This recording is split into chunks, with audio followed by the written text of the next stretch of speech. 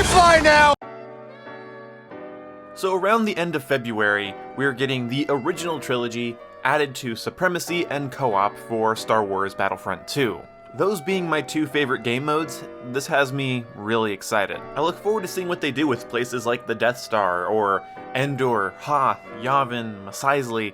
I'm excited. To be honest, I haven't played a ton of the original trilogy locations, so if I'm missing one, let me know in the comment section below. In fact, if you could list all of them, I will pin your comment so everyone can know how many original trilogy era locations there are, which includes everything after Revenge of the Sith. I know we're also getting Scarif, which is very, very cool. But the reason I haven't played many of these areas is because I didn't play a lot of Battlefront 2 when it came out. I mean, I played a good amount, and I figured out what I didn't like about it, but mostly what I didn't like about it was Galactic Assault. There is a good reason that DICE is not putting any more time into Galactic Assault, or at least have no plans to do anything with it right now.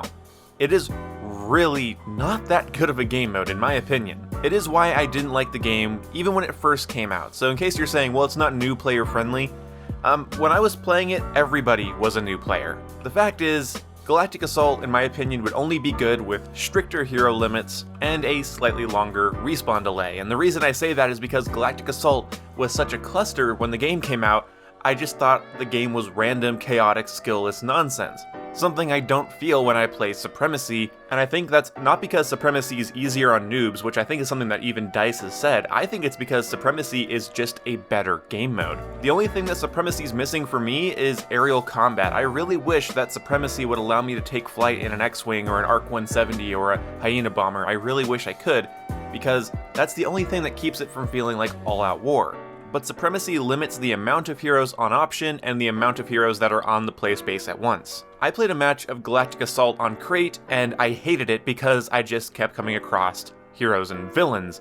Whenever I came across a normal infantry trooper, my gun skill outranked theirs because that's what I've been working on. I'm able to acquire somebody and shoot them pretty well. And not with the most consistency, I'm still sort of getting back into it, but I'm confident that I can win a gunfight, or at least escape one alive. But if I'm playing as a rebel and Darth Vader, Count Dooku, Darth Maul, Boba Fett, and Emperor Palpatine are running at me, there's not much I can effing do, so I don't effing do anything, I just effing die. So Supremacy, I think, is where the time should go because it's a better game mode, but I don't think they should leave Galactic Assault behind as much as I think they should just alter it. I think Galactic Assault should not double as Heroes versus Villains Plus. I love the all-out war of Galactic Assault. I love that the game modes and objectives are always different and the maps are more varied, but what I don't like is that there's just too many heroes and villains. It makes it a clusterfuck. Supremacy just, frankly, reigns supreme.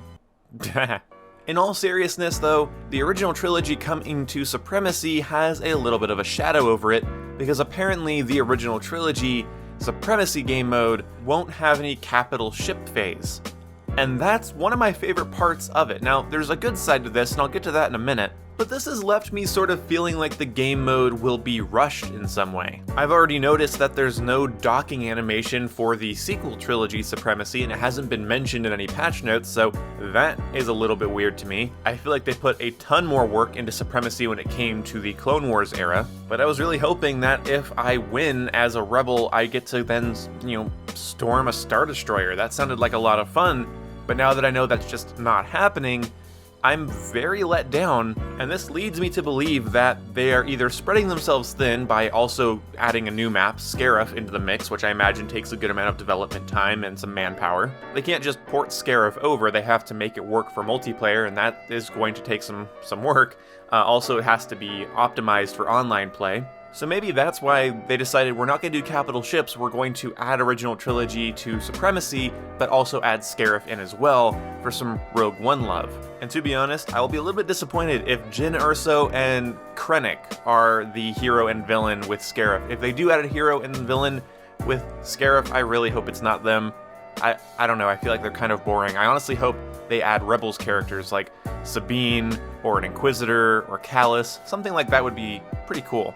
There are a ton of original trilogy heroes in the game, and a lot of locations, and so maybe the reason they're not doing capital ships is so that they can add Scarif, and also they might have the most amount of maps out of all of the Supremacy playlists. So none of the areas will have capital ships, but there'll be more areas to play on in general. Now, what I'm a little bit confused about, and what I couldn't get a straight answer when I was looking it up, Does not having a capital ship phase mean we're not going to a ship, but we still have to destroy an objective after we have captured all of the points? Or does that just mean we capture all the points, we win?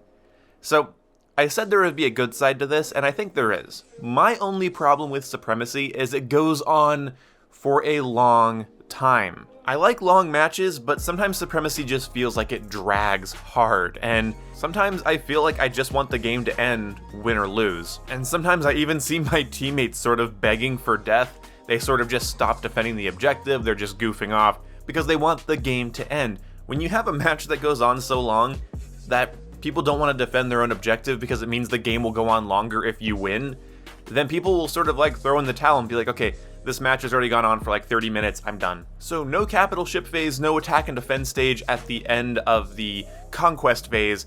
I think that would be kind of good to have some faster paced matches, and also if there's a lot of original trilogy locations, we could hop to them faster. So Endor, then Hoth, then Tatooine, and then, you know, that would make sense. But my problem with that, though, is that I like the attack and defend stage, even though it drags, so I'm a little bit divided here. It would be very cool that if you win as the rebels on Tatooine, you then move up to a different part of the map, and you have to attack a AT-AT that's being repaired or constructed or something, and you have to take it out before the time limit. They could do the same thing on Hoth, or really any of the maps, just fucking toss an AT-AT on there and it'll make sense. And then maybe the Imperials can attack X-Wings, and so they have to attack 3 sort of lower health X-Wings, but the Rebels have to attack 1 very high health AT-AT. I think that would be a lot of fun to have, but I don't know if that's happening at all, or if these will just be much faster matches. I feel like Supremacy, even though I don't like when it drags on for too long, I think a big part of it is that it drags on for a while, and it is a long, big game mode, so I don't know how I feel about that exactly. Either way, it does seem like they want to get back into doing Clone Wars stuff, and there's a couple of good reasons for this. They might have some pressure from Disney or Lucasfilm because of Clone Wars Season 7 bringing back a lot of that hype. Now, if a new season of Rebels was coming out, I'm sure this original trilogy stuff would have a bit more hype behind it, but as hyped as I am for this original trilogy content, honestly, when it just comes to me as a Star Wars fan in general, I'm way more excited for Clone Wars era stuff due to the new season of Clone Wars coming out, and also tied with the original trilogy, that prequel Clone Wars era is my favorite era. Everything from like the end of Episode 2 to the end of Episode 3 is probably my favorite Star Wars era, just in general. And I feel like most of the feedback I'm seeing towards DICE is add Ahsoka, add Ventress, add Jango Fett, add Mace Windu, give us Coruscant, give us Megiddo, give us Clone Wars. They want Clone Wars. Honestly, if a Star Wars Battlefront 3 came out and it was just Clone Wars, I feel like that game would do very, very well. Ahsoka could technically be added as an original trilogy character, but I feel like a lot of people would sort of disagree with that, and if they added her, I think people would love it if she came with something like Mandalore.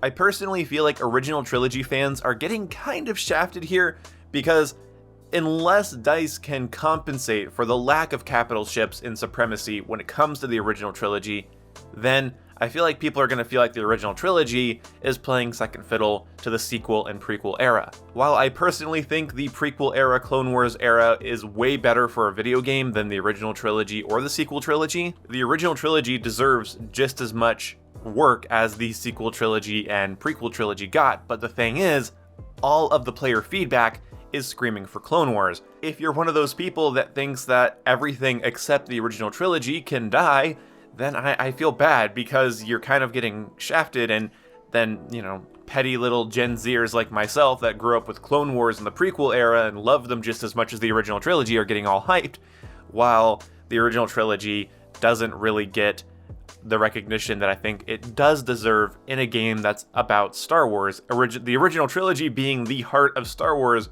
really shouldn't be a rushed update just to appease people, cover all their bases, and then go back to Clone Wars. Even though that would be my preference, I love the Clone Wars a lot, I think honestly that's a missed opportunity no matter how you look at it. So I would say lower your expectations for the original trilogy update for Battlefront 2. I think I'm going to a little bit. It'll be amazing though to see my other favorite era of Star Wars alongside Clone Wars in Supremacy and in co-op, because those are my favorite ways to play Battlefront 2. But mark my words, the moment this original trilogy update launches, the team is going to be hard at work on a new Clone Wars update. And I guarantee you it'll feature Ahsoka or Asajj, Mace Windu, Jango Fett, Mandalore, Megiddo. It's gonna feature one of these highly requested things. I really just hope we don't see those before we see really good Empire skins or really good Rebellion skins for our characters, because right now, customization is really heavily limited when it comes to your Imperial and Rebel customizations. Even Resistance and First Order is kind of lacking, and I don't think it should be. I think the guys and gals over there at DICE are really into the Clone Wars, and I think they know that a lot of people my age are too, or grew up with it, or maybe Battlefront 2 is just played by kids, and that's just a bunch of Clone Wars fans that are constantly asking for Clone Wars stuff, so that's what we're gonna get. I'm not sure, I don't know. Either way, it's Star Wars, and I love just about everything that's ever come out of Star Wars, so I'm not going to be disappointed, but I wouldn't get your hopes up for something as cool as what they did with the Clone Wars era supremacy as what they're going to do with the original trilogy era. So anyway, thank you guys so much for watching this video. I didn't try to push it to the 10-minute mark. I literally just ran out my script, so that just worked out. So either way, I will see you when I see you guys. Goodbye.